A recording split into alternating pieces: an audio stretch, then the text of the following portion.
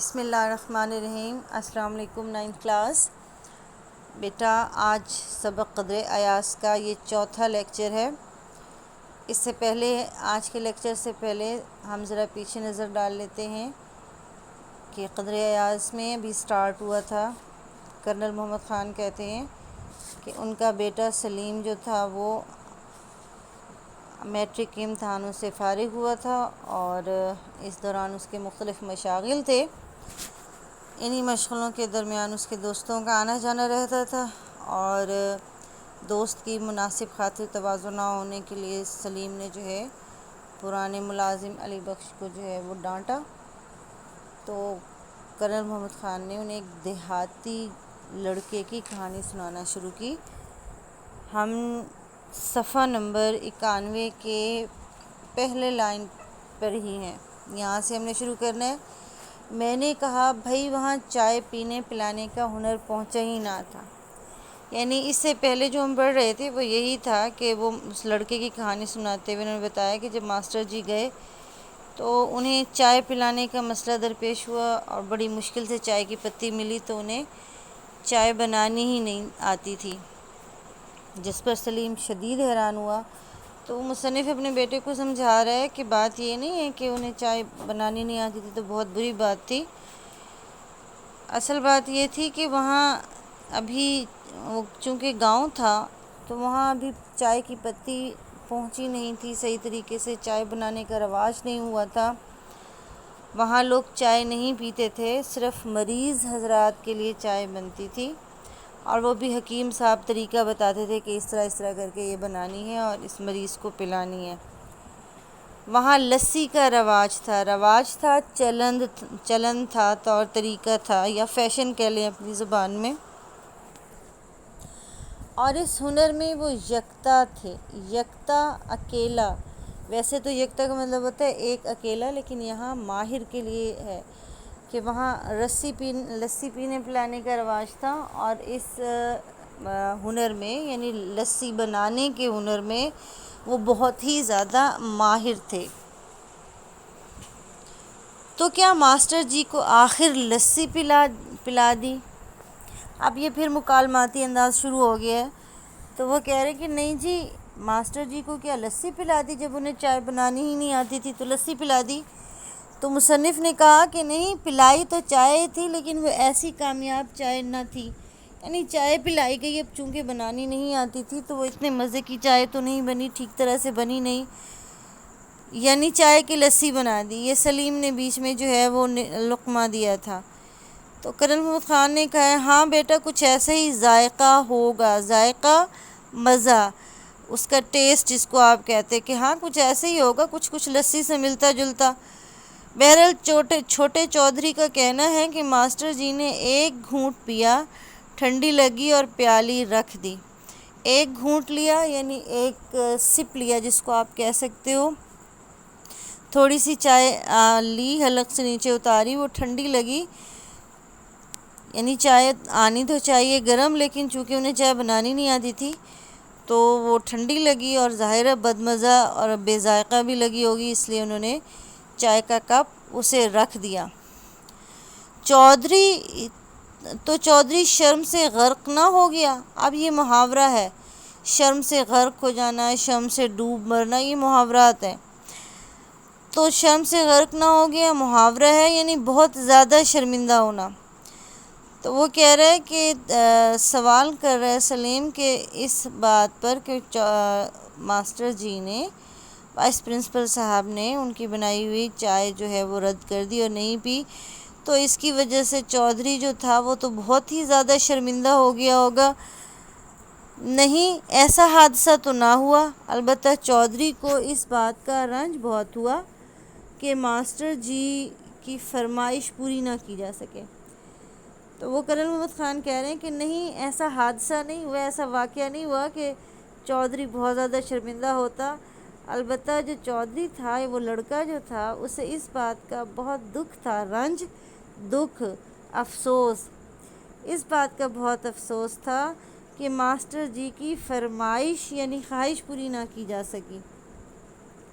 اسے اس بات کی شرمندگی نہیں تھی کہ ماسٹر جی نے چائے نہیں پی، بلکہ اسے اس بات کی شرمندگی تھی، اس بات کا دکھ تھا، اس بات کی پریشانی تھی کہ ماسٹر جی نے جو فرمائش کی تھی چائے کی وہ اسے پوری نہیں کر سکے۔ بہرحال انہوں نے کچھ تلافی رات کے کھانے پر مرغ کے سالن سے کر دی۔ تلافی کا مطلب ہے ازالہ کرنا، کمی پوری کر دینا۔ تو انہوں نے جو کمی چائے پوری بنا کر نہ پلانے کی صورت میں تھی، یعنی ان کی بنائی ہوئی چائے جو ہے وہ کامیاب چائے نہیں تھی، اس کمی کو انہوں نے اس طرح پورا کیا کہ رات کے کھانے میں مرغ کا سالن جو ہے وہ بنا دیا گیا۔ اب کیا ہے کہ اب ہمارے یہاں پہلے زمانے میں مرغ جو تھا یا مرغی کہہ لیں یا مرغا کہہ لیں، وہ بہت کم پکا کرتا تھا۔ جب کوئی مہمان گھر پر آتا تھا تو اس کے لیے مرغ جو ہے وہ ذبح ہوتا تھا یا بازار سے خرید کے لایا جاتا تھا اور پھر جو ہے اسے پکایا جاتا تھا۔ اس لیے مرغ پکنا بھی جو ہے ایک واقعہ ہوا کرتا تھا۔ اب تو زیادہ تر مرغی بنتی ہے، چکن بنتا ہے، کیونکہ یہ کمپیریٹیولی سستا پڑتا ہے، لیکن اس زمانے میں مہمانوں کی مہمانداری کے لیے ہی مرغی کا سالن بنا کرتا تھا۔ ہر روز جو ہے یا وقتاً فوقتاً بازار سے نہیں آتا تھا، لوگ دوسرے گوشت استعمال کیا کرتے تھے اور مرغی کا سالن جو ہے وہ بنانا مہمان کی عزت تصور کی جاتی تھی۔ تو انہوں نے بھی یہی کیا کہ ماسٹر جی کی خاطر تواضع کی، عزت کی اور ان کے لیے مرغ جو ہے وہ بنا دیا گیا۔ پھر ماسٹر جی کے لیے بستر لگایا گیا۔ چودھری نے ان کے لیے اکلوتی ریشمی رضائی نکلوائی اور وہ سفید جھالر والا تکیہ بھی جس کے غلاف پر 12 سنگے کی تصویر کھڑی ہوئی تھی۔ اکلوتی اکیلی سفید جھالر کہتے ہیں فرل کو، وہ جو نیچے دوپٹوں وغیرہ کی قمیضوں کی لگی ہوتی ہے، سفید رنگ کی لیس، اس کو جھالر کہتے ہیں۔ تو وہ کہتے ہیں کہ جو بستر لگایا گیا تھا اور مطلب اس زمانے میں کمی، آپ تو بہت زیادہ بستر ہر ایک کے گھر ہوتے ہیں، لیکن اس زمانے میں مہمانوں کے لیے گھر میں ایک آدھ ہی ریشمی رضائی ہوا کرتی تھی جو خاص مہمانوں کے آنے کی صورت میں نکالی جاتی تھی، وہ بھی سردیوں میں۔ ظاہر ہے سردیوں میں رضائیاں استعمال ہوتی ہیں، تو ہم نے پہلے بھی پڑھا تھا کہ یہ موسم جو تھا یہ سردیوں کے دن تھے جب ماسٹر صاحب پہنچے تھے۔ تو ان کے گھر میں جو ایک اکلوتی ریشمی رضائی تھی مہمانوں کے لیے سنبھال کر رکھی گئی تھی، وہ نکال کے بستر لگایا گیا اور اس کے ساتھ ہی ایک خاص قسم کا تکیہ بھی جس کی سجاوٹ کی گئی تھی، اور تکیہ کے غلاف کے ساتھ جو ہیں وہ جھالر یا فرل لگا دی گئی تھی جس سے وہ لٹکتی تھی اور خوبصورت معلوم ہوتی تھی، اور جس کے غلاف پر 12 سنگے کی تصویر کڑی ہوئی تھی۔ یعنی اس زمانے یہ بھی فیشن تھا کہ تکیوں کے غلافوں کے اوپر مختلف قسم کی تصویریں کاڑھی جاتی تھی، مختلف شعر لکھے جاتے تھے، پھول بوٹے کاڑھے جاتے تھے۔ تو وہ بھی اسی قسم کا ایک تکیہ تھا، یعنی گھر کا جو بہترین بستر تھا وہ ماسٹر جی کے لیے بچھا دیا گیا، اور انہوں نے کہا بے شک تکیے میں لچک کی نسبت اکڑ زیادہ تھی، یعنی تکیہ جو تھا وہ بہت اکڑا ہوا تھا۔ لچک کہتے ہیں نرمی کو اور جھک جانے کو کی کیفیت، مطلب صلاحیت کو۔ اکڑ کا مطلب ہوتا ہے اکڑا ہوا ہونا، اور ماسٹر جی کو اسے سر کے نیچے فٹ کرنے میں کچھ دقت بھی پیش آئی۔ فٹ کرنے میں یعنی سر کے نیچے رکھنے میں کچھ دقت، مشکل بھی پیش آئی، لیکن آخر آرام سے سو گئے۔ صرف ایک مرتبہ آدھی رات کے قریب گھوڑی کے کھانسنے سے ذرا انگریزی میں بڑبڑا کر جاگ اٹھے۔ بڑبڑانا، منہ ہی منہ میں بولنا، یعنی کیا ہوا کہ ماسٹر جی نے اپنے سر کے نیچے تکیہ تو بڑی مشکل سے فٹ کیا، لیکن کیا ہوا اس کا آخر وہ سو گئے، بہت آرام کی نیند سوئے۔ صرف پوری رات میں، سردیوں کی راتیں تو ویسے بھی لمبی ہوتی ہیں، صرف پوری رات میں ایک مرتبہ جب ان کے قریب جو ہے وہ گول کمرے بندھی ہوئی گھوڑی جو تھی اس کے کھانسنے سے ان کی آنکھ کھلی اور وہ انگریزی میں بڑبڑاتے ہوئے، منہ ہی منہ میں بولتے ہوئے جاگ اٹھے، لیکن برابر ہی چودھری اور اس کا نوکر سو رہے تھے، یعنی وہ بچہ اور اس کے نوکر وہیں سو رہے تھے۔ انہوں نے گھوڑی کو چارا اور ماسٹر جی کو دلاسا دیا اور پھر صبح تک کوئی قابل ذکر واقعہ نہ ہوا. یعنی گھوڑی بھوکی تھی، اس کی وجہ سے وہ جاگ گئی تھی اور اس سے جو ہے وہ کھانسی آ گئی تھی. تو جو چودھری اور اس کا نوکر ہوا تھا وہ فوراً اٹھے اور ماسٹر جی کی مدد کے لیے ان کو تسلی دی کہ کوئی فکر نہ کریں، کوئی مسئلہ نہیں ہے، ہم اس گھوڑی کو ابھی چارہ ڈال دیتے ہیں، یہ خاموش ہو جائے گی. تو انہوں نے گھوڑی کو چارہ دیا اور ماسٹر جی کو دلاسا دیا. دلاسا دینا، تسلی دینا. اس کے بعد ساری رات گزر گئی اور ایسا کوئی واقعہ نہ ہوا جس کو بہت اہمیت دی جاتی. اب سلیم نے پھر سوال کیا، ابا جان صبح ہوتے ہی ماسٹر جی تو بھاگ نکلے ہوں گے. بھاگ نکلے ہوں گے یعنی وہاں سے فوراً رفو چکر ہو گئے ہوں گے، جلدی ہی چلے گئے ہوں گے. تو کرنل محمد خان نے کہا نہیں، تو وہ اطمینان سے جاگے. پہلے انہیں ہرے بھرے کھیتوں کی سیر کرائی گئی، پھر انہوں نے غسل کیا. انہوں نے کہا نہیں، ایسا کچھ بھی نہیں ہوا کہ وہ فوراً وہاں سے چلے گئے ہوں، بلکہ وہ بہت آرام سے ہم نے جو ہے وہاں اٹھے اور پھر اس کے بعد جو ہے انہوں نے کھیتوں کی سیر، چودھری نے اور اس کے ملازموں نے اور اس کے بھائیوں نے ماسٹر جی کو کھیتوں کی سیر کرائی اور اس کے بعد پھر انہوں نے غسل کیا. غسل کرنا، نہانا. سلیم نے پھر جھٹ بیچ میں ٹوک دیا اور کہا غسل بھی بیٹھک ہی میں کیا ہوگا.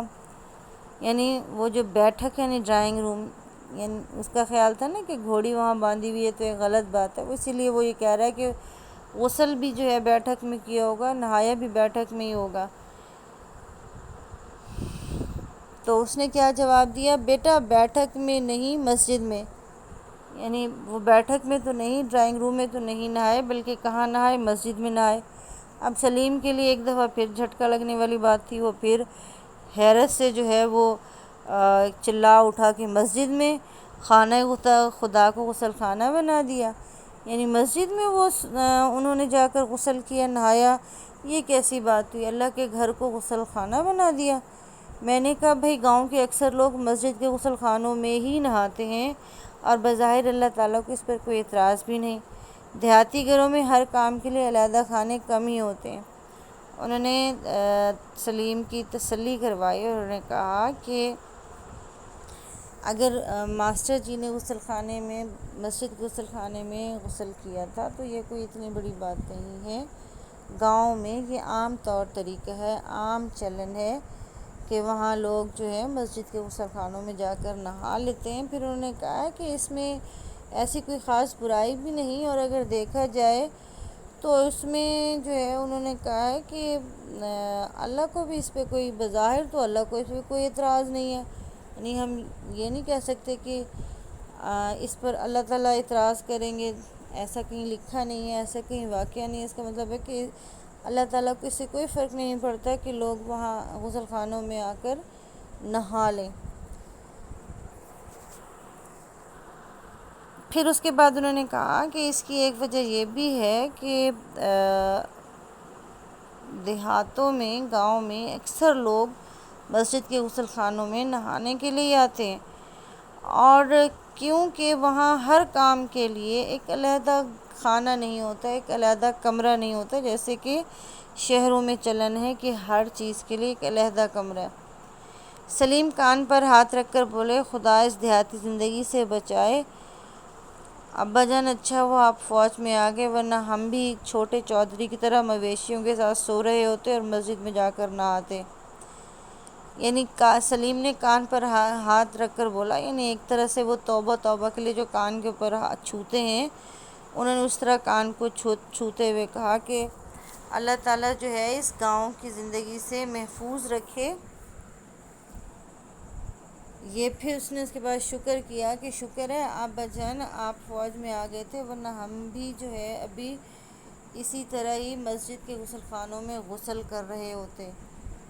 تو کرنل محمد خان نے جواب دیا ہے کہ لیکن چھوٹا چودھری تو اس زندگی سے بھی ناخوش نہ تھا.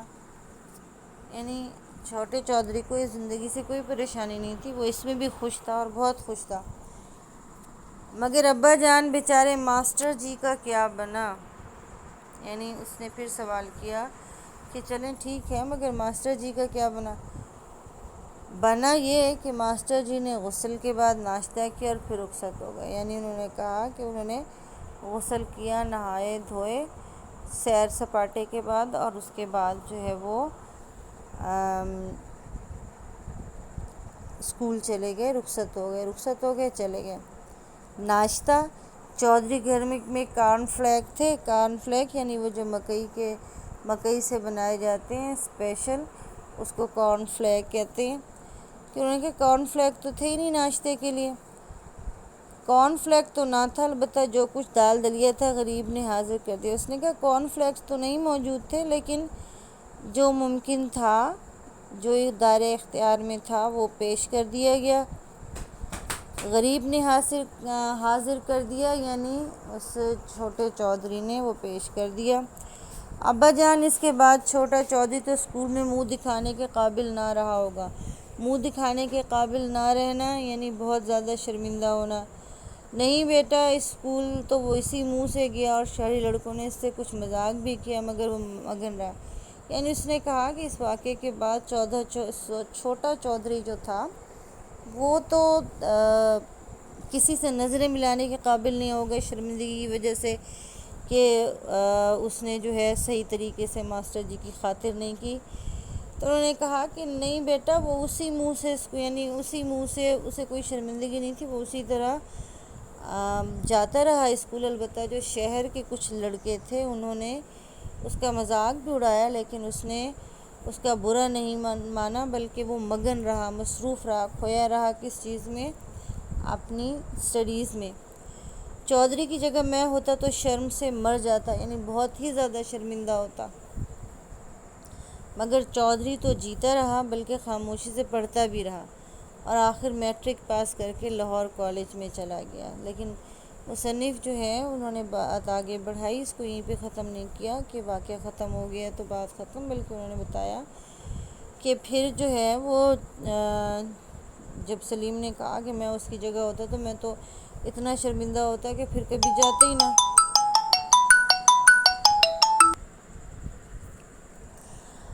مگر کرم محمد خان نے کہا کہ نہیں، وہ جاتا رہا، بلکہ پڑھتا بھی رہا، اور اس نے وہاں سے میٹرک بھی پاس کر لیا، اور پھر آخر میں لاہور کالج میں ایڈمیشن لے لیا۔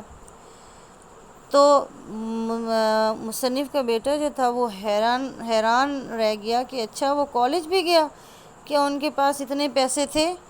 پیسے تو کم ہی تھے، مگر انہوں نے تھوڑی سی زمین بیچ دی۔ مگر تھوڑی سی زمین سے کیا بنتا ہے؟ کالج میں رہ کر کھانا ہوتا ہے، کچھ پہننا ہوتا ہے۔ کیا وہ مکئی کے بھٹے کھاتا تھا؟ کیا وہ تہمت باندھتا تھا؟ بس گزارا کر ہی لیتا تھا۔ یعنی ان دونوں میں مکالماتی رنگ جاری ہے، اور وہ سوال جواب کے ذریعے کہانی آگے بڑھ رہی ہے کہ وہ جو ہے جب وہاں کالج گیا تھا تو وہ جو کہانی سے تو یہ پتہ چل رہا تھا کہ وہ چھوٹا موٹا چودھری تھا، اس کے پاس پیسے بھی نہیں تھے، تو اس لیے اتنے پیسے ہوں گے کہ وہ کالج گئے۔ تو اس نے کہا کہ پیسے تو نہیں تھے، مگر ان کے پاس جو زمین تھی اس میں سے تھوڑی سی زمین بیچ دی۔ تو وہی سلیم نے کہا کہ تھوڑی سی زمین بیچ سے کیا بنتا ہے؟ یعنی تھوڑی سی زمین بیچنے سے تھوڑے سے پیسے آتے ہیں، اور کالج میں پڑھنے کے لیے وہاں چونکہ گاؤں میں رہتے ہیں، شہر میں بھی نہیں رہتے، تو وہاں ڈیفینیٹلی ہاسٹل میں رہنا پڑتا ہے، کچھ اسکول میں کالج میں جا کے کچھ دن بھر میں جب انسان رہتا ہے تو کھانا پینا بھی پڑتا ہے، پہننا بھی پڑتا ہے ہاسٹل میں رہتے ہوئے۔ اب یہ تو ممکن نہیں ہے کہ انسان صبح دوپہر شام صرف مکئی کے بھٹے کھاتا پھرے۔ تو پھر کیا وہ اور انہوں نے جو بتایا کہ وہ تہمت باندھتا تھا، اور جب اسے شلوار پہننے کے لیے کہا گیا تو اس نے اس کے لیے بڑی پریشانی کا اظہار کرتے ہوئے کہ او خدایا ستھن تھے کڑیاں پاؤندیاں نے، تو وہ اسی چیز کو مد نظر رکھ کے کہتا ہے کہ کیا اس نے وہاں تہمت باندھ کے گزارا کیا ہے؟ تو مصنف نے کہا بس گزارا کر ہی لیتا تھا۔ سلیم نے پھر سوال کر دیا، گزارا ہی کرتا رہا یا کچھ پڑھ بھی گیا؟ ہاں کچھ پڑھ بھی گیا۔ پھر جیسا کہ ان کا دستور تھا، دستور قاعدہ رواج، کہ وہ فوج میں بھرتی ہو گئی۔ یعنی وہ لڑکا جو تھا وہ دیہاتی بڑا ہو کر اپنے خاندان کے رسم و رواج کے مطابق جو ہے وہ فوج میں بھرتی ہو گیا۔ تو سلیم نے اسے پوچھا پھر تو آپ اسے جانتی ہوں گے، کیا وہ آپ کے ماتحت کام کرتا ہے؟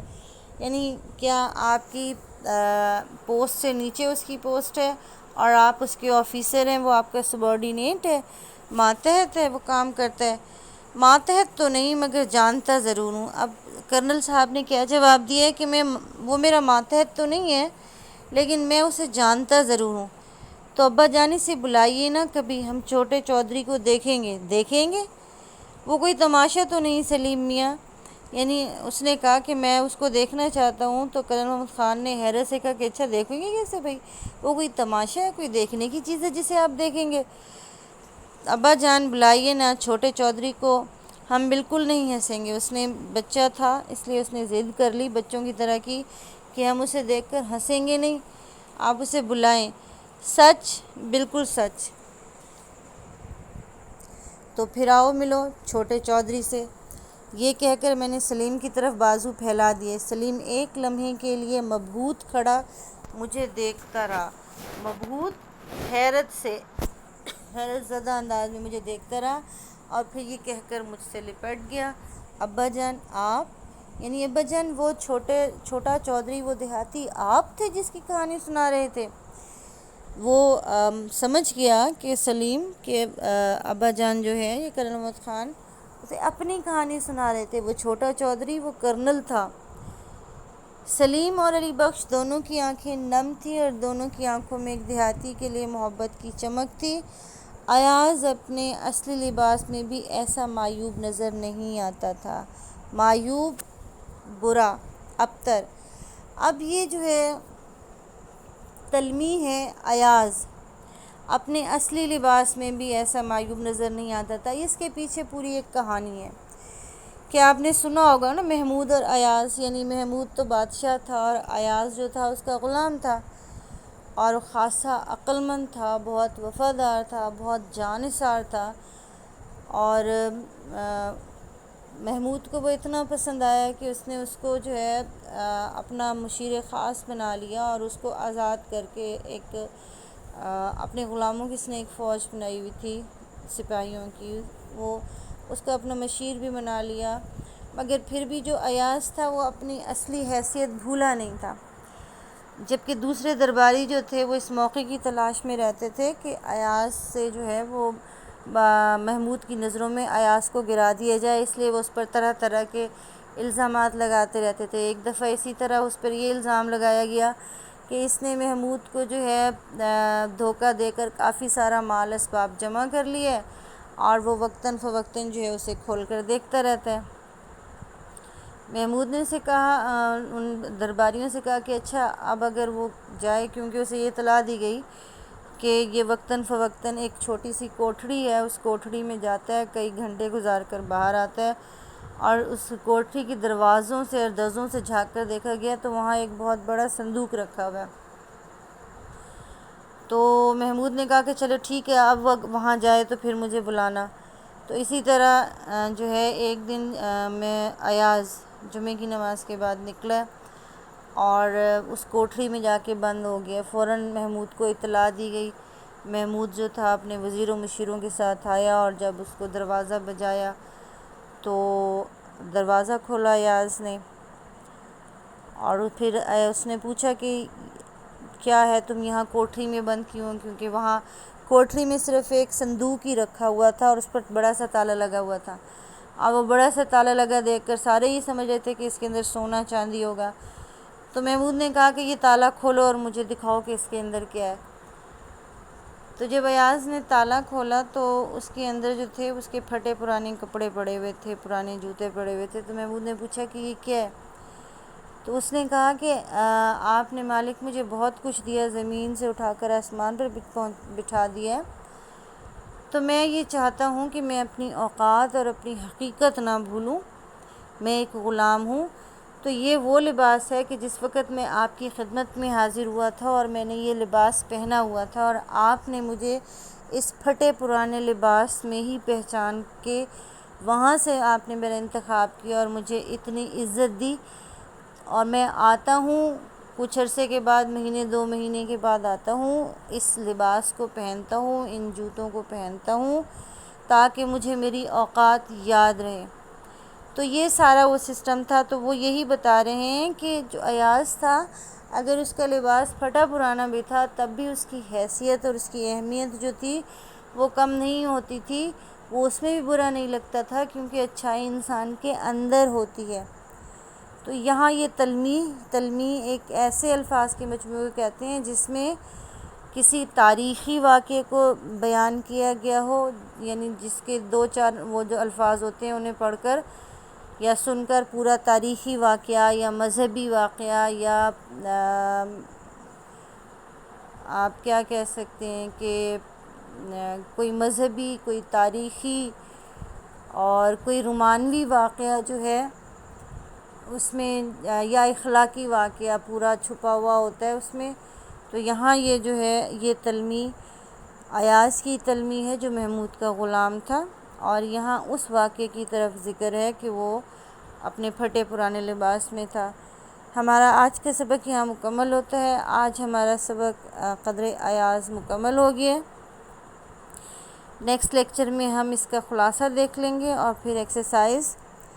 آپ لوگوں نے ایک تو تمام مشکل الفاظ جو ان کے معنی میں بتاتی گئی انہیں اپنی کتابوں پر لکھ لینا ہے۔ دوسرے آپ نے صفحہ نمبر 91 کا جو پیراگراف ہے کہ پھر ماسٹر جی کے لیے بستر لگایا گیا، یہاں سے لے کر پھر صبح تک کوئی قابل ذکر واقعہ نہ ہوا، اسے حوالہ متن سے اس کی تشریح کرنی ہے۔ اور حوالہ متن سے تشریح کرنے کے لیے اس کا جو ہے سیکوینس کیا ہوتا ہے کہ سب سے پہلے ہم اوپر بلیو مارکر سے لکھتے ہیں حوالہ متن، اور پھر نیچے ہم حوالہ متن میں لفظ لکھتے ہیں سبق کا نام۔ یہ 2-3 لفظ جو ہیں بلیو مارکر سے لکھتے ہیں، اور اس کے آگے بلیو پین سے ہم سبق کا نام لکھتے ہیں، یعنی پہلے لکھیں گے سبق کا نام اور پھر اس کے آگے لکھیں گے قدر ایاز لکھیں گے پین سے، اور سبق کا نام جو سٹیٹمنٹ ہے اس کو لکھیں گے بلیو مارکر سے۔ اس کے بعد باری آتی ہے مصنف کے نام کی، تو مصنف کے نام جو سٹیٹمنٹ ہے اسے بلیو میں پین سے مارکر سے لکھیں گے، اور مصنف کا نام یعنی قدر ایاز کے مصنف کا نام جو ہے وہ کرنل محمد خان ہے، تو کرنل محمد خان کا لفظ جو ہے آپ بلیو پین سے لکھیں گے، جبکہ جو مصنف کا نام یہ سٹیٹمنٹ جو ہے اسے آپ بلیو مارکر سے لکھیں گے۔